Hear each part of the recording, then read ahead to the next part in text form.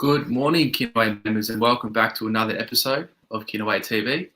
Before we kick things off this morning, I'd like to acknowledge the Bundjalung people as the traditional owners of the land on which I am coming to you all from. I'd like to also acknowledge the traditional owners of the land in which each and every one of us are tuning in from, and pay respects to elders past, present and emerging. I'd like to also extend that respect to other Indigenous peoples who are present here this morning. Before today's panel discussion, I'd just like to take a moment to remind our viewers of the support services currently available for Kinaway members. The first support package on offer, which is in collaboration with Kinaway member Claystone Marketing, is free access to Claystone's social media marketing course. The course provides an overview of social media marketing strategies and tools, which helps highlight marketing opportunities for Indigenous businesses. It's a great resource and is really helpful for businesses looking to really solidify their online presence. In another collaborative effort, Kinaway is excited to partner with Boost Legal Templates, designed for small businesses. Boost Legal Templates gives you clarity, safety, and access to real quality legal templates. Just complete the friendly questionnaire and you will instantly receive your own legal template, which you can take pride in knowing it has been created specifically for your business. This collaboration will save member businesses time, money, and ensures businesses are on the go while implementing good business governance. Kinaway is proud to offer a 25% discount across all Boost Legal templates. So if you feel this is something that you may be interested in, please contact the Kinaway team. Another support package we're looking to deliver is support for our member businesses around digital capability, whether it be website development, e-commerce capabilities, social media and marketing, and many other components surrounding a business and its digital presence. So please keep an eye out for this also. I'd like to also mention the confidential phone crisis line for Victorian Aboriginal and Torres Strait Islander people, launched by the Victorian Aboriginal Health Service. The service is for Indigenous people and families who feel they may need to have a yarn with someone about their wellbeing. And this 1-800 helpline is a statewide social and emotional wellbeing service. The helpline, whose number is 1-800 95 9563, will operate 7 days a week from 12 p.m. to 10 p.m. And you'll find their contact information on the screen throughout today's panel discussion. And finally, there are plenty of webinars on various topics available on our Facebook and YouTube channels. So please feel free to jump on at any stage and make yourself familiar with the content. Along with the webinars and support packages mentioned, Kinaway is still offering the usual forms of business support for our members. So if you feel you may need assistance or support of any kind, please feel free to get in touch with the team here at Kinaway. Now the housekeeping's out of the way. We're pleased to be hosting an elite athlete panel discussion today, with panelists joining us to tell us a little bit about their sporting careers and the parallels that they draw between the elite sporting and business worlds. Joining us this morning, we have ex-Socceroo Jade North, three-time Jiu-Jitsu world champion Chantel Thompson, and ex-AFL footballer Daniel Wells. For those tuning in, please feel free to post any questions or comments on the Kinaway Facebook or YouTube channels, as I'll be joining Jade, Chantel and Daniel as they answer any questions we may receive throughout today's panel discussion. We hope you enjoy this morning's panel discussion, and don't forget to leave a like, comment, subscribe and turn on the notifications to receive future Kinaway updates. I'd like to welcome Jade, Chantel and Daniel to this morning's panel discussion. Hey James, good morning everyone. How are we all? Morning. Thank you. Morning. Good morning. Thank you all for joining us. Let's just get things underway straight off the bat. So I'll start with you, Chantel. Can you tell us a little about your sporting career and how you got into it? Yeah, so I didn't actually have a sporting career when I was young. I was more into street fights and throwing punches than I was anything else due to complex childhood stuff, but just my fiery nature as well. And I was really clumsy as a kid as well. I was more into books than I was sports. And now to be sitting here with elite athletes still blows my mind. But I started my journey as an elite athlete from very different circumstances. I used my martial arts as a form of physical, emotional therapy to deal with my postnatal depression that I developed after the birth of my twins. So I actually started my sport as a form of therapy, and then from that process, I just, I guess, kept taking every opportunity that kind of came. And now I've got 3 world titles. I'm about to turn 37. I still compete. I'm still training, and I have no intentions of retiring anytime soon. So, yeah, it's definitely an interesting journey. It is. And what age did you start competing professionally? I started competing at around 28. So my twins were about 2 years old, and my daughter was about 4 years old. But the first international competition I had was 2013 when I first moved to Melbourne. So I was 29, and I won my first world title when I was 31. Yeah, okay. That's really interesting, because you usually hear about athletes, starting at such a young age, and obviously you're a bit older when you started your career. Looking back, do you think there's any sort of benefits in starting at a later sort of age? Something about maybe maturity and having a bit more life experience. When kind of starting that elite athlete career. I think for a lot of women, especially career women, for a lot of us in our teens, we're either looking after family members, other siblings, or extended family, and then for some of us in our early 20s, we're raising our own family. So it's not until your later 20s or early 30s that you really start to ask yourself, like, what is all the experience about? What can I make it mean? And I think for me, what starting later has brought to my sporting career is a perspective that I guess other athletes don't have, is that I already had kids, I already had community, and I had to work to support my career. So for me, when I lost, or when something didn't work out, or I didn't get selected for something, it didn't affect me as much, or my mental health, because I had perspective on why I was in sport, and kind of what sport gave me, but what I also gave to it. Absolutely.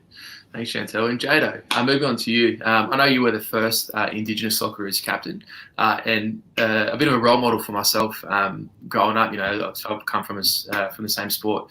Can you tell us a little bit about your soccer for footballing career?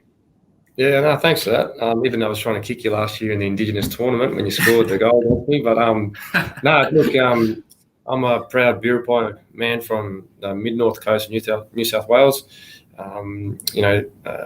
Normally from that sort of area, it's ingrained that you play rugby league or boxing is the two sports. But so it was that my mum, we separated from my dad and the Indigenous side of my Indigenous side, and to try and get away from the everyday things that happen unfortunately in Indigenous communities, where there is a lot of alcohol, drugs, domestic violence, and all this sort of stuff. So the reason that we moved up to Queensland was to try and get a better life. So me and my younger brother could pursue a different sort of life, and that sort of introduced me to up here on the Gold Coast. Everyone played soccer up here, so I just loved playing the game.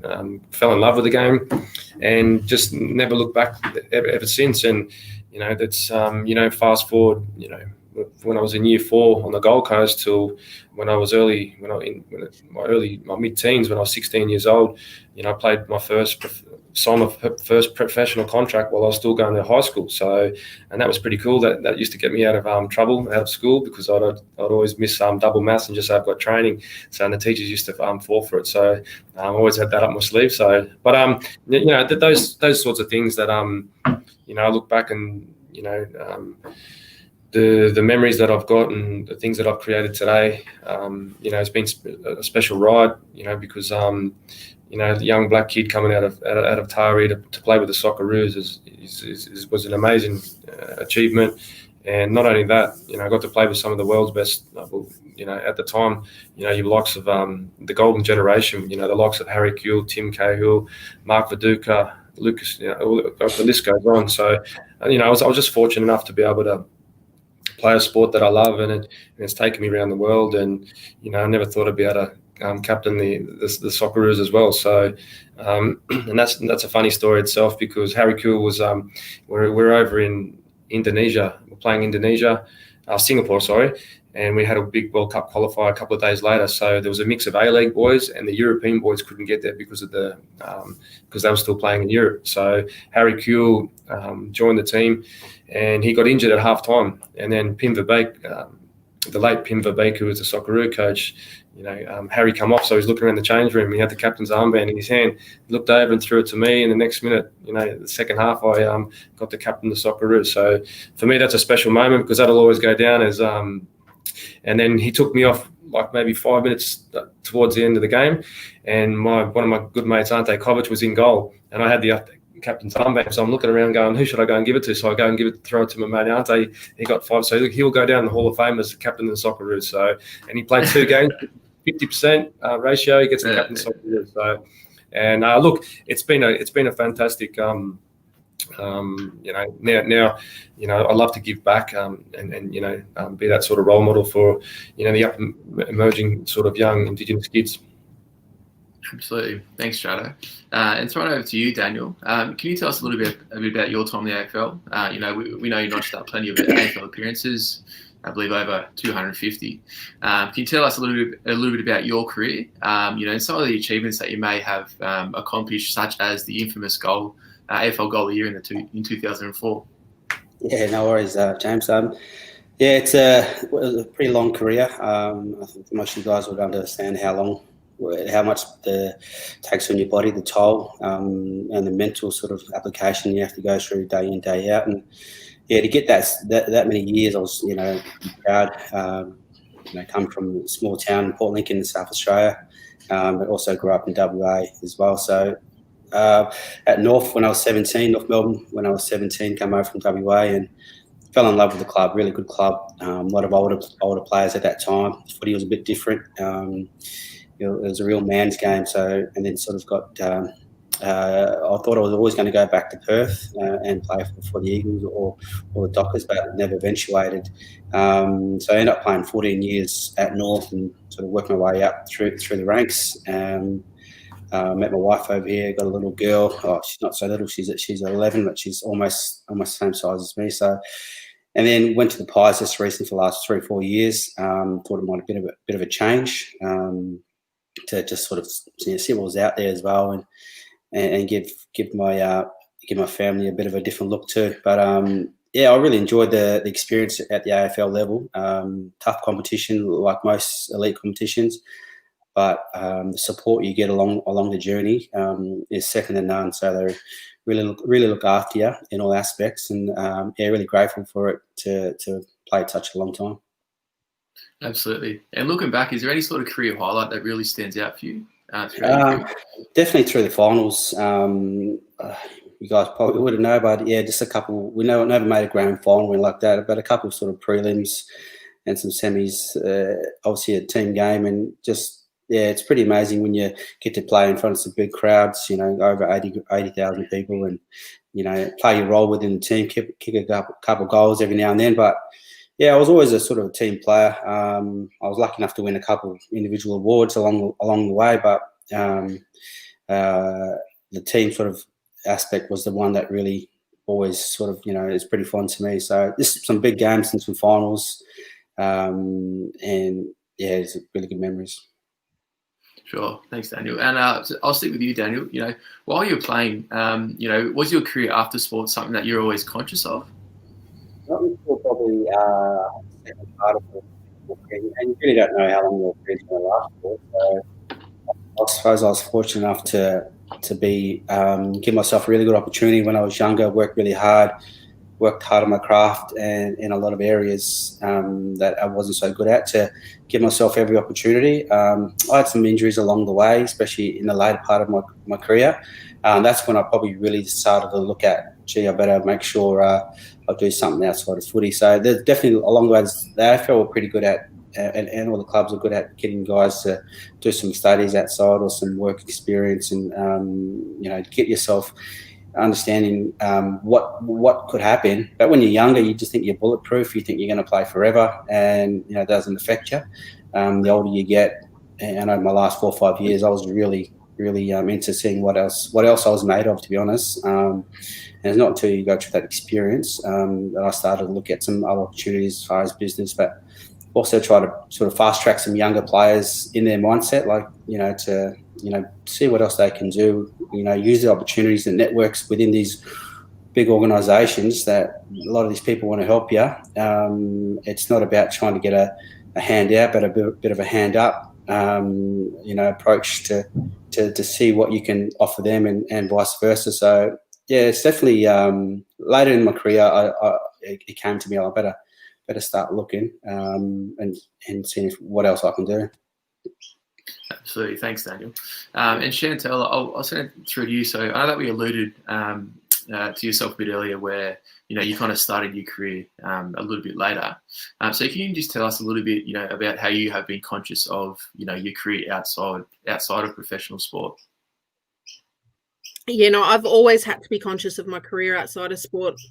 For me, it's been ever since I did my first international competition. Like, it's been a dream of mine to be able to train full time and take care of my family, but that's something that hasn't happened. So in the last 7 years of being an elite athlete, I've always had to work. I've always studied, and I've always had to take care of my family. So I've had to balance working and studying while I'd get up at 4 a.m. in the morning to do some studies or work, and then I'd head into the city. I'd be at the gym at 6 a.m., train in the morning, then I'd go to work, and then I'd be back at the gym that night. My partner would train during the day because we both compete. And that's always something I've had to be conscious of. But in 2016, I was making a bid for the Rio Olympics in freestyle wrestling, a sport that I'd only started 2 years before. And my boss, I was working for a very small organisation as a support worker for members of the Stolen Generation. And he said to me, he goes, as much as I love who you are and what you represent, our organisation can't support you while you're away. Like, we need someone who's here in the role full time. And I said to him, so you're basically telling me I have to choose between my dreams or my job. And I've always been one to kind of really follow whichever is the loudest in my heart. So I quit my job and I decided to try and find a way to support my family, but also stay in my sport. And it was in that week that I was actually offered the chance to be paid to do a speaking gig and work with some young mob over at the Kurungamaji Institute Real program. And I was like, maybe I can get paid to do this, to work with young people, to do speaking, and maybe that will help me kind of support my thing. So that was how I actually got into business. Was I had to find a way to support my family. And even now I'm still trying to use business as a way that I can potentially have a couple of years where I can just be an athlete and look after my family without having to spread myself really thin. But I think, like anything, if a dream is something that is worth fighting for and you're willing to commit to it, you'll find a way to make it happen. Absolutely. Thank you, Chantel. And Jada, I'll swing it to you. While you were playing, was your career after sports something that you're always sort of conscious of, or was playing at the time just the sole thing that you focused on throughout your sporting career? Yeah, no, I think it was similar to what Daniel was saying. Like, you think you're invincible and you're bulletproof and all that sort of stuff, and you just think you're gonna. I was getting to my late, 36 at the time. And because you still feel fit, you still can compete very well, and as sports science has gotten better over the years, the recovery processes you got to take, and all those little bits and pieces. But there was just one game, we played against Adelaide United here at Suncorp Stadium, and I've just gone up for a header, and next minute, bang, I've just felt someone shot the back of my calf. And it was like a burning sensation that I've never ever felt before. And then I've come down and tried to jog it off for a bit, went out for a corner, I'm jumping up, headering again after a calf injury, another header, and then I just had to go down, I'm off, next minute. It was just towards the end, there was about 4 or 5 games left of the season, and it was a high grade 2. I did a bit of nerve damage as well, and it was pretty much nearly off the bone. So, and that was all back related coming down, and it was pretty much gone.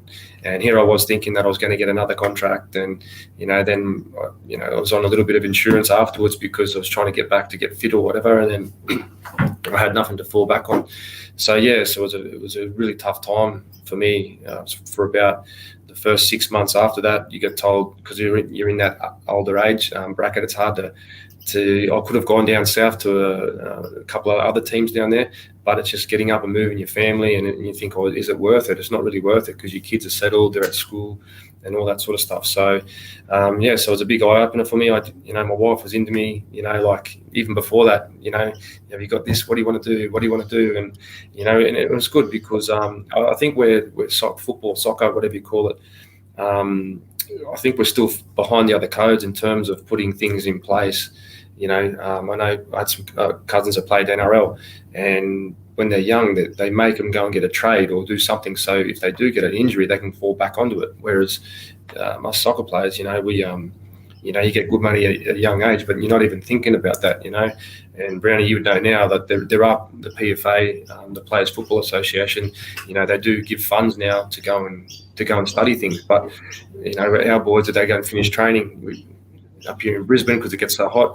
We train at 7 a.m. We're done by 11:30, and we're down having coffees down at the local coffee shop. And then, you know what I mean? So all that stuff could be all that funding that you get could be put into good purpose, and I found I didn't take advantage of that. And a lot of players, and you would have heard the old saying, like the older boys saying, make sure you do your study, make sure you got this, and you go, nah, this will never happen to me, Boy, did I not see that come.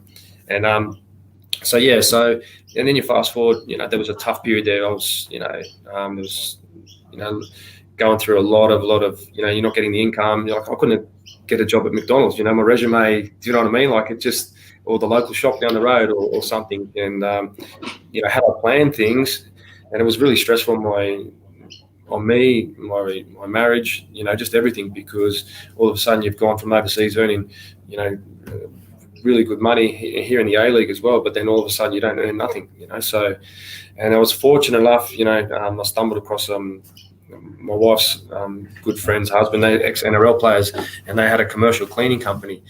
And fast forward a little bit, then I was working with Michael O'Loughlin at ARA Indigenous Services. So he's the managing director at ARA Indigenous Services. So I've known Mick for over 20-something years, and it's good because they needed someone to sort of do some business development roles, open up doors, and all that sort of stuff. Fast forward now, I'm with another company called Vivid Property Services. So we're a national commercial cleaning company. We're a competitor to the ARA now. So so I do the national client relationship management. So I try to bring in contracts, and also existing clients. I take them out and smooth them, get to go to sporting events and do all the really cool stuff. And I'm really thankful because there's a big Indigenous component to the blue collar industry as well. And because we have a lot of the branches, ANZ, Bank of Queensland, Suncorp, national contracts, where if there's a branch, our company cleans it. So they ought to know what you're doing with your community engagement, what and how you're giving back. So I play a role in the business, but also the community side of things. So it's a great fit, and I've landed on my feet, and I just see this great opportunity, not only this whole Indigenous space, but everything that's happening in society today. There's a lot more opportunity for Indigenous people, which is great. Absolutely, Braz, and that pretty much covered the next question I was going to ask you about, the transition, from playing professionally to your next career move. So I think you covered that pretty well. But I'll send the same sort of question over to you, Daniel. How was that transition to your next career after playing football? How did you find it? Similar to Jade.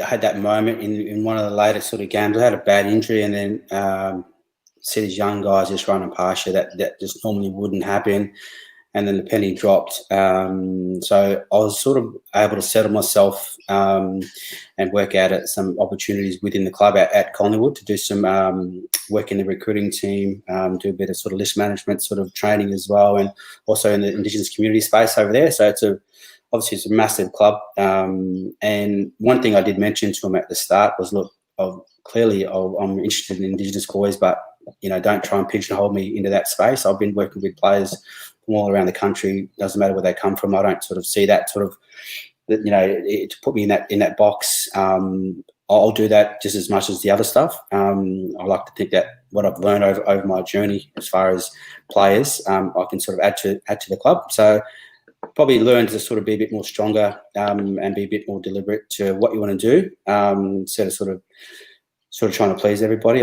in a way. Especially in the AFL, it's obviously it's a great environment, but I didn't know much about that space as far as the actual how the dynamics work, but it was kind of similar with a lot of areas. Look, it's everyone plays their role for the team and for the organisation.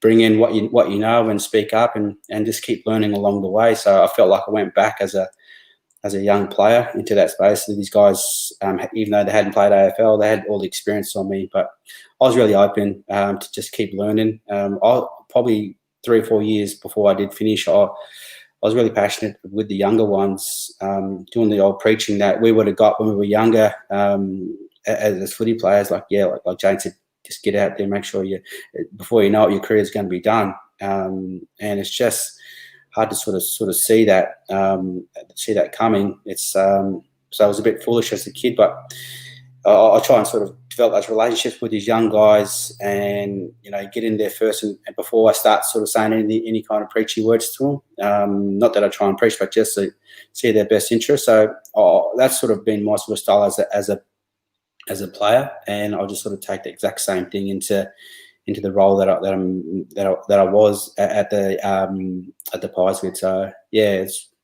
it was a good transition for me. I was very lucky to have a really good club that supported me, with that exit. Absolutely. Thanks, Daniel. And Chantel, I know Daniel just touched on it about, applying certain skills from playing professionally into life after football.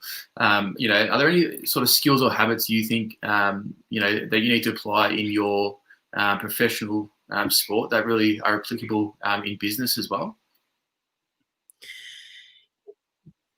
Yeah, look, I think just elite sport in general can set you up to have so many other skills that you may not be exposed to early on. But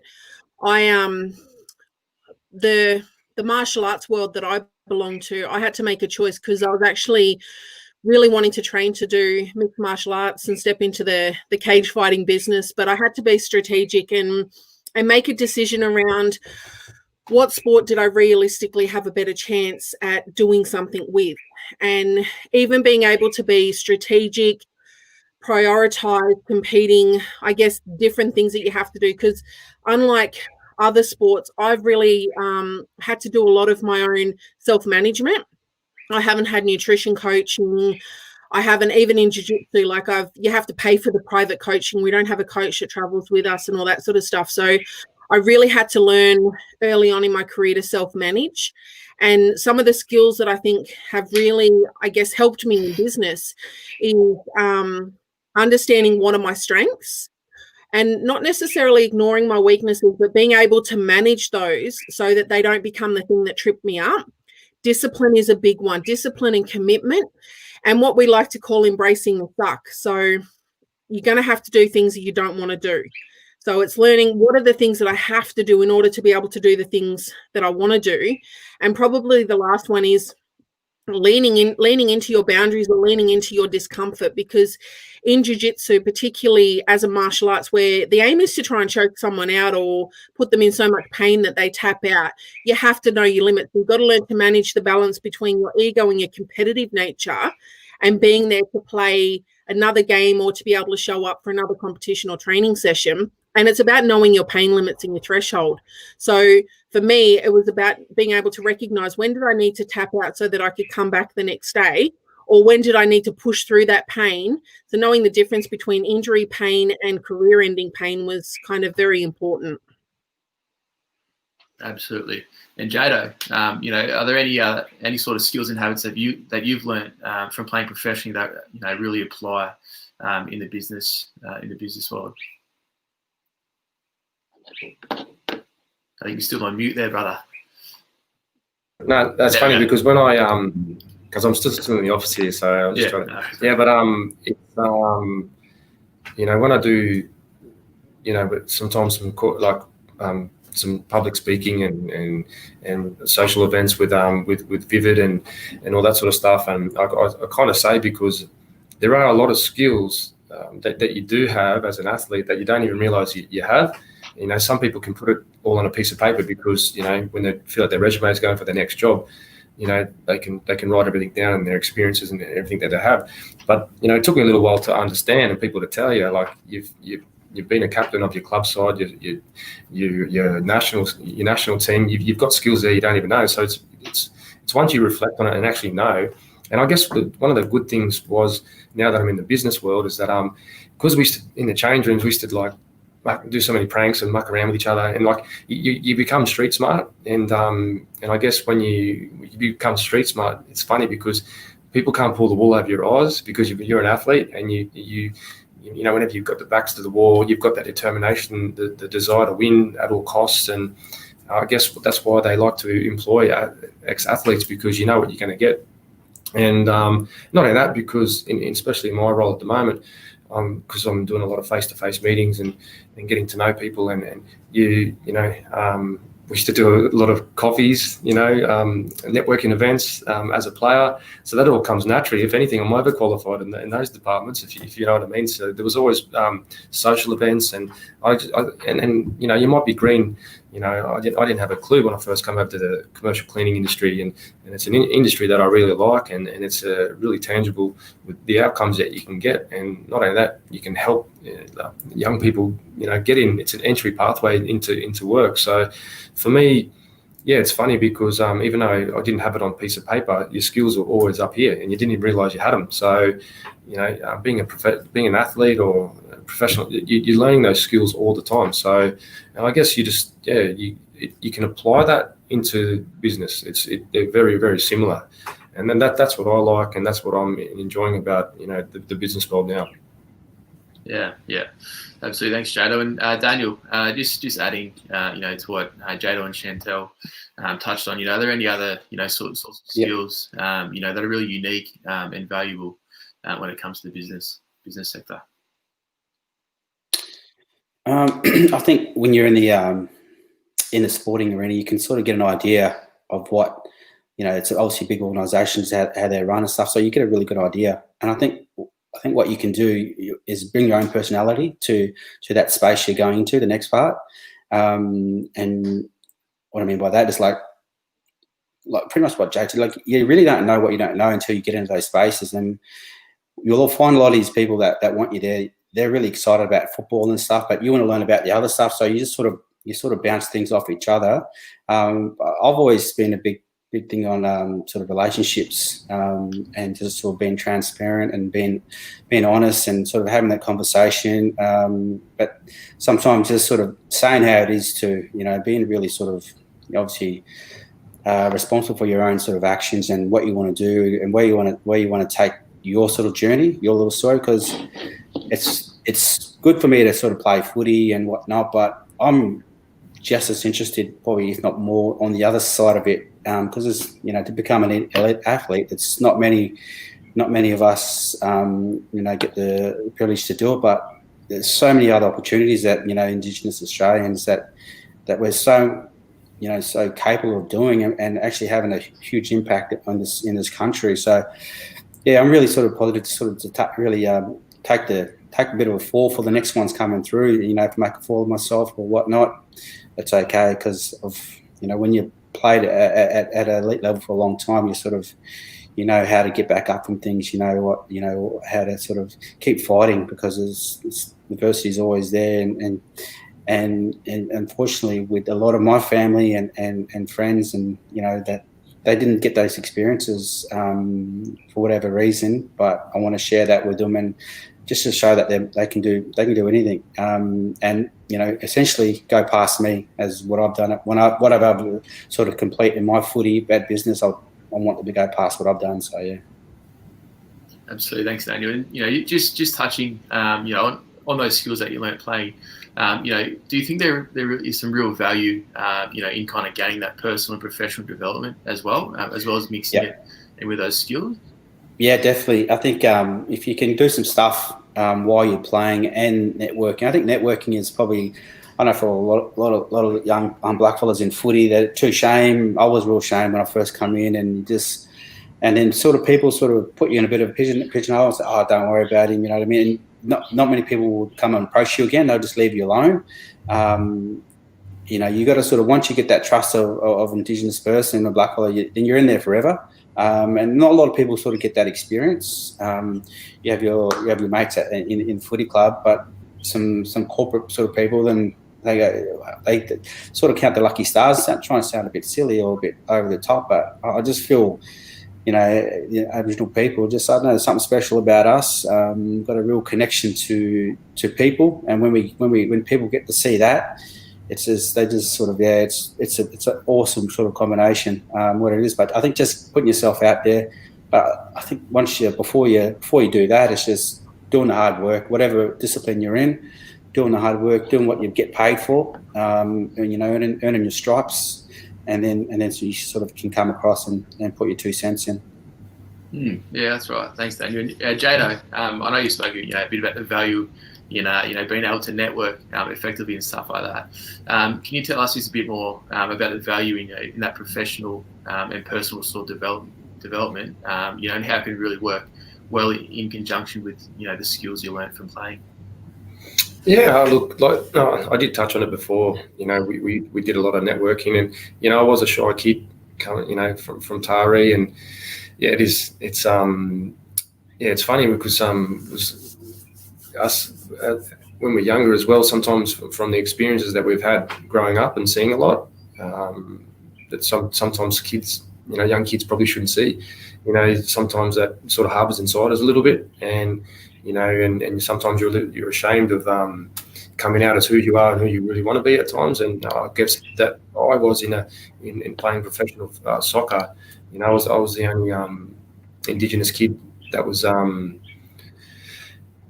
playing at in the teenage years into the professional setup. So you were always shy. You didn't really know where you sat or who you wanted to, even though everyone liked you. But you could always hear like little comments and about Indigenous people, or might be on the bus, or you hear from people, and you always held it inside. And that's how I felt growing up. And it wasn't until I was probably 19 or something like that when I was starting to play some of a good footy, and I ended up winning a Deadly Award back in the day when it was Deadly Vibes. And for me, that just sort of sprung me out to be proud of who I am, and because I'd grown up away from my family, it gave me that inside me that I wanted to come out. And the reason I'm bringing this up is because I was a shy kid, and now being in a professional setup, I guess the whole networking thing after that, it just come naturally. You wanted to, the more confident you got as a person, the more you put yourself out there, and then that made my footy play a lot better as well. So I guess it's just believing in who you are inside, and then once you can understand where you've come from and who you are, and then playing footy, I think that all comes in conjunction together. And now after football, I look back and I want to help all those kids that were like me growing up. So I just think there's so many positives being growing up to being an elite athlete to now business, and what you can do with all those 3 different sections. So, and I'm really excited now that I've finished playing footy. Now I can look to bigger and better things in what I can achieve. All those things I've learned along the way, it's just part of my journey. So I just take it in my stride now, and I want to teach. Before I become 18 and that, like when I was feeling like that, teach kids when they're at a young age, before they get to that age. And so I think there's for all of us here, and who we're talking to today, I think we can all play a big part in who we are today as our mob. You know what I mean? Yeah, that's right. And it's interesting you kind of mentioned kind of teaching from a younger age, which Chantel, from what I can kind of gather, I think you would have come to appreciate the importance of that personal and professional development perhaps earlier on than both Daniel and Jado. So can you tell us just a bit about the importance of that for you, and how how can it really work in conjunction with the skills learned from competing? I think, well, even before I started competing, from a really young age, I kind of understood that by being female and being Aboriginal, I was being pigeonholed, coming from a small town where you were either black or white, not both, and coming from an environment where people didn't understand trauma-informed education, or that behaviour is a form of communication for young people. I learned really early on that I had to determine my own path, and that school wasn't the only way or place to learn. And that for me, when I've networking I didn't like the term, especially when I had to learn to do that. I've had to network. I've had to reach out to people more than people reaching out to me, because in order to make those other opportunities. And the thing is about looking at making relationships as opposed to just making networks. You're more invested in relationships. You don't know where they could lead in the beginning, but down the track you build different levels of friendships within those relationships, and they can open doors, or you can offer help that you might never have had before. And the thing is, that self-awareness that I now possess as a person has really helped me as a mum. It's helped me as an athlete, and it's helped me make really tough decisions. And I think that's really important for young people, professionals, but particularly in business, because business can be really lonely when you're first starting out. You're the only person, and I'm kind of used to being this. I'm the media person. I'm the person looking for work. I'm the person trying to maintain the relationships. I'm the person out there controlling my social media. So not only looking at professional development, but I think people underestimate the importance of investing in personal development. That we do a lot of leadership programs, but how many people do leadership programs on how to lead the self? How do you learn to self-regulate if you've, like us, you've come from difficult backgrounds? How do you learn to self-regulate if no one's ever shown you and you don't have anyone in your inner circles that can show you how to do that? But the underestimating, we know the value of coaches. Like in sport, you cannot progress without. And the difference between a good coach and a substandard coach can make the difference between you being really successful and reaching your potential to kind of just coasting along. And I think we can transfer that to business and personal development, because I've worked with Yolanda Finette, I've worked with Kinaway, I've worked with Ngaramili, and they've provided me with different opportunities to meet with different people for different skill sets. But that importance of having mentors and coaches has really made me realize that self-development is a lifelong journey, and that without that investment, and sometimes I've had to put money that I didn't have in order to be able to do things later on that I wanted to do. Absolutely. Thanks, Chantel. I'm a little conscious of time, so we'll open it up for one more question before we take a few questions that we've received from the audience as well. So, Chantel, this is a final question for today's panel discussion. What sort of advice would you give any athletes looking to get into business? I think first and foremost, understanding why you want to be in business, because at the end of the day, why you want to do something, understanding the what and the why will help you kind of push through the challenges that are going to come to you. But passion is really, really important, and purpose is really important.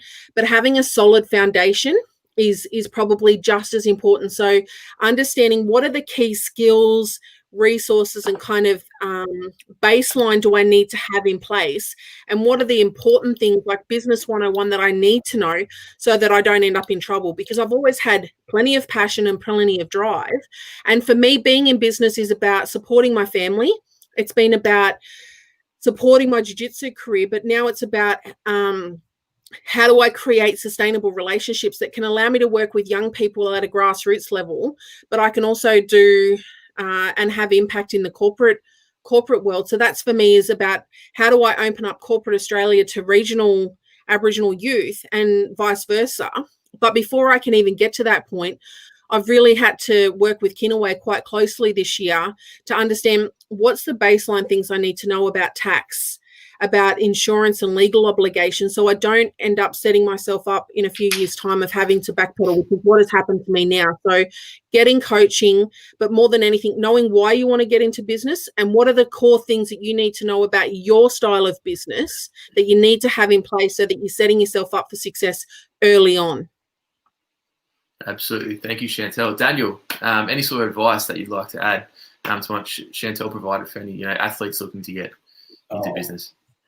Pretty much everything Chantel said. That was absolutely spot on. I think having that purpose of what you want to do and why, that starts it, and then you build your way through, because you're going to come up with things in the corporate world or in the business world, and if you don't have that training behind you, or just a common knowledge of what could happen, or pitfalls, then you might be discouraged. So I think, and also having that support around you, investing in yourself. It's so true what she said, and I'm just getting into that sort of space now. You need to invest in yourself in order to sort of keep growing. And it's fantastic when what sort of related to me when she said she had to invest in herself and she didn't have the money to do it. But that shows that she backed herself and she believed in herself and she's ready to do whatever it takes. And pretty much what Chantel's second it all the way. So yeah, well said, Chantel.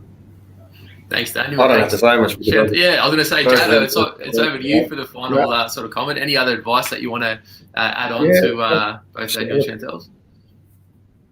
Yeah, but what Chantel and Daniel, what they've said, I just think what I didn't do is just upskill yourself, and sometimes just follow your interest, what you're interested in, your passion, and ask questions. You can never ask too many questions, and that's probably the big thing that I never did when I was growing up. I was never really interested in stuff, and even today my wife goes, "You're never interested in stuff," but my main focus was just football, soccer, and then just ask questions, upskill yourself, and just the other thing is as well, if you want to be successful, surround yourself around successful people, because for me, I think that's the winner there, because and I've always done that, and throughout my soccer career I've always been able to meet people in high positions because of playing with the A-League teams or the Socceroos, and I just wanted to ask questions. Well, how do you do this and why do you do that? How the whys and the hows, and you never know, because people reach out and they want to help you as well. You don't have to be an elite athlete. You don't have to be. You can just be someone that's passionate, has got the drive, and you just ask questions. So self-development is key. And if you've got the hard work and the willing to succeed, you're gonna make it one way or the other. That's about as much as I can say. But just follow what you're passionate about as well. Because if you can convert all those things, you can end up doing something that you're really passionate about, that you love, and you get paid for it as well. Absolutely. Thanks, Jado. I am conscious of time, so I think that's a good note to end the panel discussion. We did have a few questions that have come through during the discussion, so we'll take the next couple of minutes just to bring them up, ask a few questions of the panelists, and then we can take it from there. So the first one is from John. And he says, hi to all. Jade, can you tell us a little about your program, Kicking with the Cuz? Yeah, it's how you going, John? Thanks for the question. But it was just something that it's a public charity, Kicking with the Cuz. It started off doing some clinics in holiday time for kids when I was still playing with the Raw. It was just something I started up because I was passionate about giving back, and I can take donations and buy equipment and spend my time down in Logan, down here Ipswich, at some of the schools, and some of these schools the kids have got time allocated for the Indigenous kids, they're a couple of hours, and I'll just go down, and because clinics and all that sort of stuff in the holidays some families can't afford it. I know I couldn't when I was growing up, so it's just about, and now with my work with Vivid that I'm with as well, they want to get behind it and support it, and it's just basically giving kids an option to just to on a different level. Not only that, just to tell them about my story and who I am, and teach them about the round ball game basically. So there's more to come. So once I couldn't really get it off the ground as much as I'd like when I was playing, because obviously the coaches don't want you out there rolling an ankle out in the hot sun and all that sort of stuff during the season. And then I got into business straight after. So there'll be more coming. So John, look out for it. So it's just around the corner. Absolutely. Thanks, John. This next one is from Greg, and he says, thanks for this morning to all. This one's for Daniel. I know you unfortunately had a few injuries throughout your career. Do you think you learned a lot about yourself and professional sport during those times when you were injured, as you did when you were fit and playing well? You might be on mute, I think. There we go. Sorry. Good question, Greg. Thanks, brother. That's actually the one thing that I want to look back on my career, and you look at all the ups you had. Probably where I learnt the most is from my injuries over my time. Got some pretty big injuries. Some ones where it was actually career threatening, and then even ones where it was actually life threatening. Don't want to get into it too much, but some really, really significant injuries. And during those times when you're in rehab and you're at your sort of darkest moments, you sort of got to find it within, how you're going to respond to it. Obviously getting really great support in the AFL system is is amazing. But a lot of these times when guys are sort of, even when they're just coming off the training pitch and having a laugh, and while you're on the bike doing a grinder or doing some some exercise in the gym, and you're still a fair few months away from actually even having a bit of a run on the track. It's those times where you need to sort of try and find what you're made of and who you can actually what you can do. I think one thing that really helped me out of all it was my family, my wife, my daughter. Just coming home, I'd just switch straight off from footy. I didn't try not to hold on to those things too much, because it just would just do your head in. And I learned to sort of block out all the negative energy along my way as well, with the criticism that comes your way. Injuries are part and parcel of any game, any profession. So, but you get some dark times, but when you do come out of those moments and still perform at a level that you expect, it's really satisfying. And it's probably, when I look back at my career, that's probably been my best things, to be honest, most resilient things to help me sort of in my next phase of of life. So yeah. Great, thanks Daniel for sharing, and thanks Greg for the question. The next one comes from Clive, and he asks, Chantel, what advice would you give to the little ones wanting to get into professional sport? It depends on how little we're talking, because I've got a 13-year-old daughter and I've got 11-year-old twins right now, and I can see why we have soccer parents, like those people that vicariously live through their kids, or they're on the sidelines and they're really aggressive with their kids' training and stuff. But for me, the biggest and most important thing with young people is try a few different things.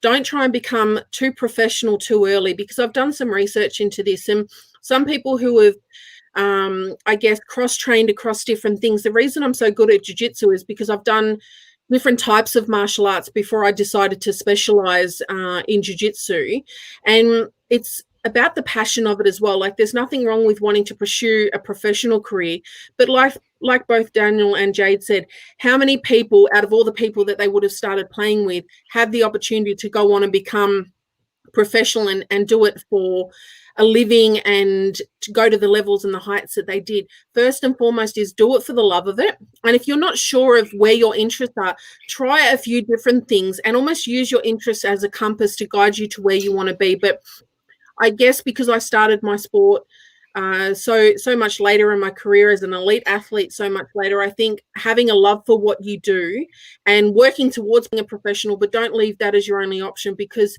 it is only for the 1%. But set yourself up so that if that opportunity does come along, you're ready to take it on. Sure, great advice. Thank you, Chantel. This will be the final question for this morning's panel discussion, and this comes from Steph, and I want to send it around to everybody for this one. So I'll give it to you, Jado, to start. What does the future look like for yourself? Will you continue to be involved with your sport while working in business? Just on mute again, I think. Sorry, I'm at work here, so I'm just trying to throw it. Right. Yeah, no, but because you're all talking in the background here, but yeah, it's of course it's in my blood. It's what I know. And it's who it's made me today. So, I'm still running around in the local league, like in the NPL, and Eastern Suburbs have been really good as well. And they want to help with even with the Kicking with the Cuz program, and how they can integrate that into the club as well, and bring some, with the Kicking with the Cuz, it's Indigenous, but for underprivileged kids as well. So I've done a little bit in with a lot of the Muslim schools here in Brisbane as well. A lot of my old school, Sunnybank, there's a lot of refugees that have come from the Middle East, African kids. So it's more of a broader sort of, and they just love it, that connection. So I'm going to stay heavily involved in football. I've got 3 boys of my own. They're all 3 separate clubs, so it's hard running around and committing to be, taking on any coaching roles or anything like that. So it'd be more like a mentoring role within the club, just to help. I'm still here with the, talks. I was talking to the CEO of the Brisbane Roar just yesterday, so I've still got a great relationship there. A good friend of mine, James Johnson, I grew up with. Now he's the CEO of the FFA, and he's one of my best mates. So, and we're in talks about just what the FFA can do to help and bring us all together. What we can do as as a collective group for the Indigenous cause with the FFA as well. So, and Brownie, I know you've been involved in some talks along the way, but I know there's a big picture down the road from us. So, look, I'm going to stay involved in football. I have to, because you go to work all day, and you got your family commitments, but you want to enjoy your football, and I get so much pleasure in passing that knowledge on to my kids play as well. Great, thanks, Jado. Even though they don't listen to me, but anyway. No, thanks for that, Jado. Daniel, I understand you're still involved at the footy club, and is this something that you can you continue to do, whilst working in business? Yeah, they're pretty flexible and understanding, and also trying to help me develop my businesses outside of the football club.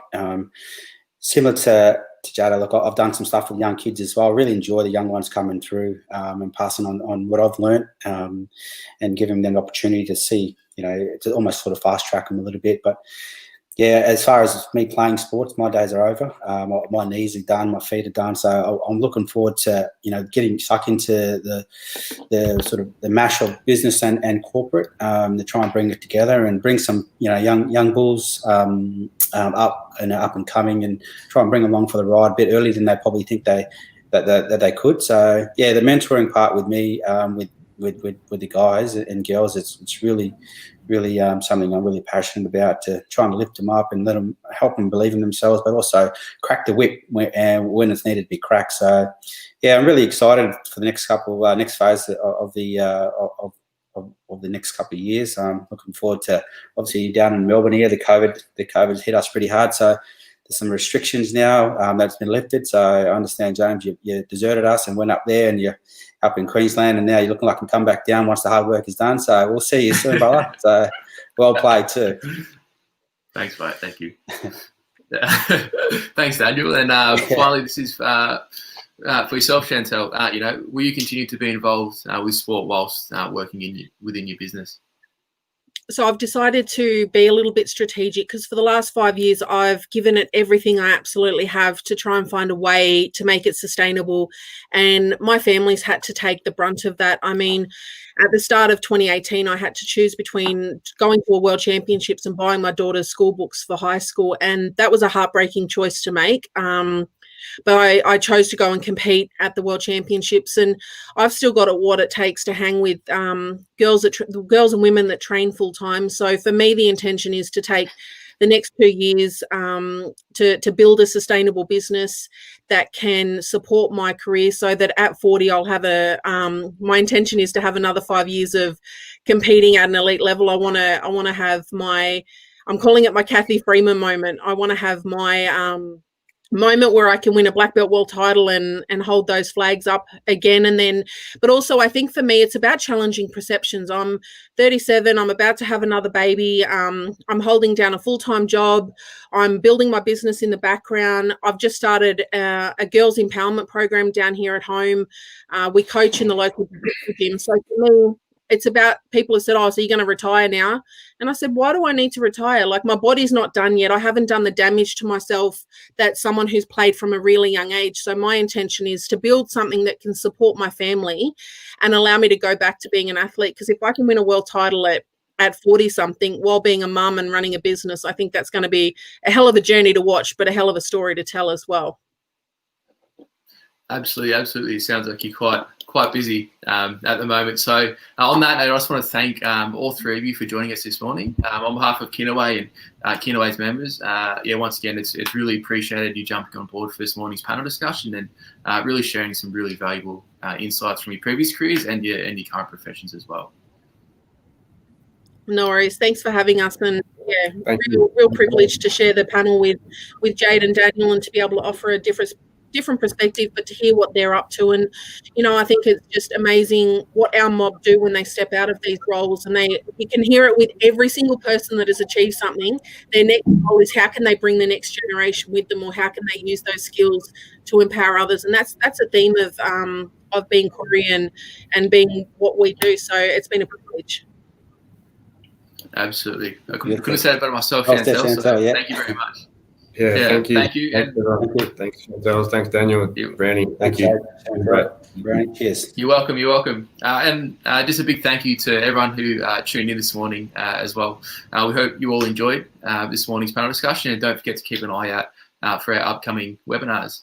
If you do wish to attend these, please jump onto the Kinaway website to register your interest.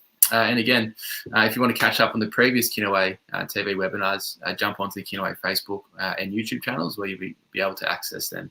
Until then, don't forget to leave a like on today's video, subscribe, turn on the notifications to receive timely Kinaway updates, and have a wonderful weekend.